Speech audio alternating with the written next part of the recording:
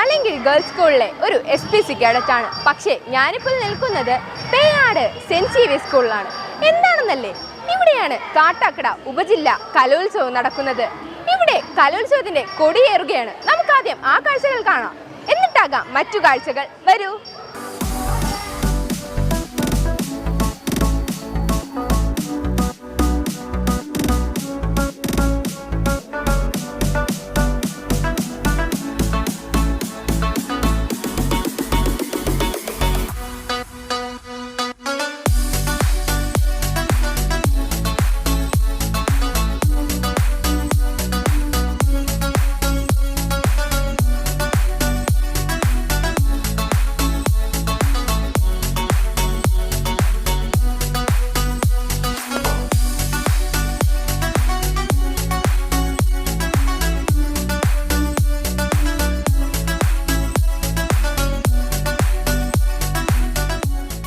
സംഘർഷവും ദുരിതങ്ങളും നിറഞ്ഞ ഈ ലോകത്ത് മനുഷ്യന് മനസമാധാനം ഉണ്ടാവുക എന്നത് പ്രധാനമാണ്. അതിന് കലാ സാഹിത്യ രൂപങ്ങൾക്ക് നിർണായകമായ പങ്കുണ്ട്. ആ കലാസാഹിത്യ മത്സരമല്ല, ഇത് ഉത്സവമാണ്. ആ ഉത്സവം എന്ന നിലയ്ക്ക് ഇതിനെ പരിഗണിക്കാൻ എല്ലാവരും തയ്യാറാവണം. പ്രത്യേകിച്ച് രക്ഷകർത്താക്കൾ മക്കളിൽ മത്സരത്തിൻ്റെയും പകയുടെയും ഒരു മനസ്സ് കുത്തിവെക്കാതിരിക്കാൻ ശ്രദ്ധിക്കുക. ഇത് ഒരിക്കലും പകയുടെ ഉത്സവമല്ല, ഇത് ആനന്ദത്തിൻ്റെയും സ്നേഹത്തിൻ്റെയും ഉത്സവമാണ് എന്ന് വളരെ സ്നേഹത്തോടെ ഓർമ്മിപ്പിച്ച് ഈ കലോത്സവം ഔപചാരികമായി ഉദ്ഘാടനം ചെയ്തതായി അറിയിച്ചെന്റെ വാക്കുകൾ നിർത്തുന്നു. നന്ദി. സെന്റ് സേവിയർസ് ഹയർ സെക്കൻഡറി സ്കൂളിൽ നടക്കുന്ന സബ് ജില്ലാ കലോത്സവം ഏറ്റവും മനോഹരമാക്കി തീർക്കുന്നതിൽ എല്ലാവരും ഒരുമിച്ച് നിന്ന് പ്രവർത്തിക്കണമെന്നും പുതിയ കലാപ്രതിഭകളെ ഇതിൽ നിന്നും സൃഷ്ടിക്കപ്പെടേണ്ടതെന്നാണെന്ന് വിശ്വസിക്കുന്നത്. എല്ലാവിധമായ പ്രവർത്തനങ്ങൾക്കും നേതൃത്വം വഹിച്ചുകൊണ്ട് സംഘാടക സമിതിയൊക്കെ ഉണ്ട്. എന്തെങ്കിലും കാര്യങ്ങളുണ്ടെങ്കിൽ പരസ്പരം സംസാരിച്ച് ചെറിയ ചെറിയ പ്രശ്നങ്ങൾ പരിഹരിച്ച് മുന്നോട്ട് പോകാനുള്ള സാഹചര്യം ഉണ്ടാകണമെന്ന് അഭ്യർത്ഥിക്കുന്നു. ഉദ്ഘാടനം കഴിഞ്ഞിരിക്കുന്നു. അടുത്തതായി കലാമാമാങ്കം. വരൂ, നമുക്ക് വേദികളിലേക്ക് പോകാം.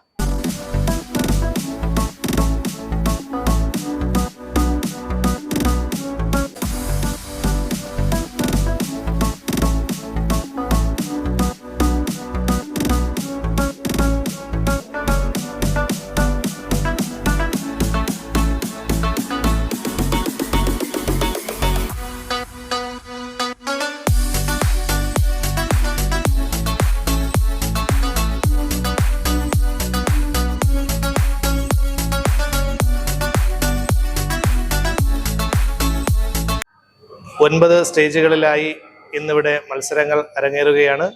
Peyad saint Xavier's higher secondary സ്കൂളിൽ വെച്ചാണ് മത്സരങ്ങൾ നടന്നുകൊണ്ടിരിക്കുന്നത്. അതിലെ മീഡിയ ആൻഡ് പബ്ലിസിറ്റി കൺവീനറായിട്ടാണ് ഞാൻ പ്രവർത്തിക്കുന്നത്. എന്നോടൊപ്പം ഇരിക്കുന്നത് മെഡിക്കൽ ആൻഡ് വെൽഫെയർ കമ്മിറ്റിയുടെ കൺവീനറും അതോടൊപ്പം സ്റ്റേജ് പന്തൽ കമ്മിറ്റിയുടെ കൺവീനറുമാണ്. നിലവിൽ യാതൊരു പ്രശ്നങ്ങളുമില്ലാതെ മുന്നോട്ട് പോയിക്കൊണ്ടിരിക്കുകയാണ് ഇവിടുത്തെ മേളകൾ. രാവിലെ നടന്ന ഉദ്ഘാടന സമ്മേളനം കാട്ടാക്കട MLA IB സതീഷ് ഉദ്ഘാടനം ചെയ്യുകയുണ്ടായി. വിളപ്പിൽ പഞ്ചായത്തിലെ പ്രസിഡന്റ് ലിലി മോഹൻ അധ്യക്ഷത വഹിച്ച ഈ യോഗത്തിൽ കാട്ടാക്കട AEO കാര്യങ്ങളെക്കുറിച്ച് വിശദമായി സംസാരിച്ചു. മറ്റു ജനപ്രതിനിധികളും സംഘടനാ ഭാരവാഹികളായി പ്രവർത്തിക്കുന്ന കൺവീനർമാരും ആശംസകൾ അറിയിച്ച് സംസാരിക്കുകയുണ്ടായി. നിലവിൽ ആദ്യത്തെ 1 മണിക്കൂറുകൾ പിന്നിടുമ്പോൾ യാതൊരു ബുദ്ധിമുട്ടുകളുമില്ലാതെ മത്സരം ആരംഭിച്ചിട്ടുണ്ട്. ഈ രീതിയിൽ തുടരുകയാണെങ്കിൽ സമയബന്ധിതമായി മത്സരങ്ങൾ പൂർത്തീകരിക്കാനാകുമെന്ന പ്രതീക്ഷയിലാണ് കമ്മിറ്റിക്കാരെല്ലാം.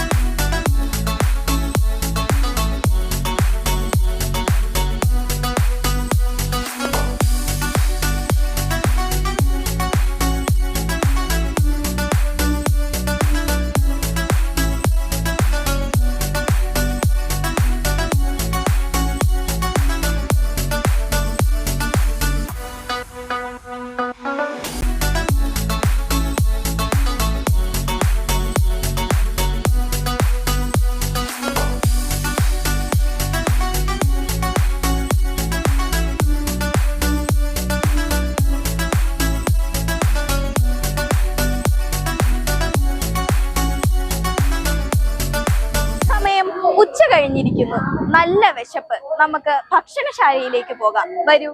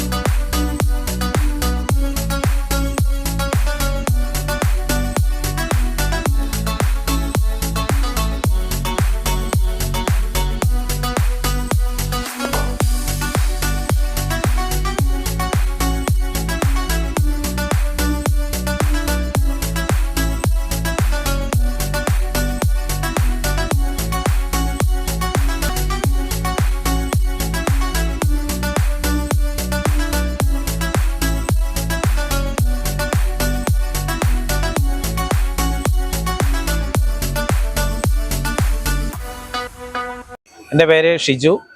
കാട്ടാക്കട ഉപജില്ലാ കലോത്സവത്തിൻ്റെ ഭക്ഷണ വിതരണ കമ്മിറ്റിയുടെ കൺവീനറാണ്. ഭക്ഷണ വിതരണമാണ് ഇവിടെ ഈ കാണുന്ന 2 പന്തലിലായിട്ട് നടന്നുകൊണ്ടിരിക്കുന്നത്. കഴിഞ്ഞ 20 വർഷമായി കാട്ടാക്കട ഉപജില്ലാ കലോത്സവത്തിൻ്റെ പ്രോഗ്രാം കൈകാര്യം ചെയ്ത ഞങ്ങളുടെ സംഘടന ഈ വർഷം ഫുഡ് വിതരണവുമായി ഞങ്ങൾ എത്തിയിരിക്കുകയാണ്.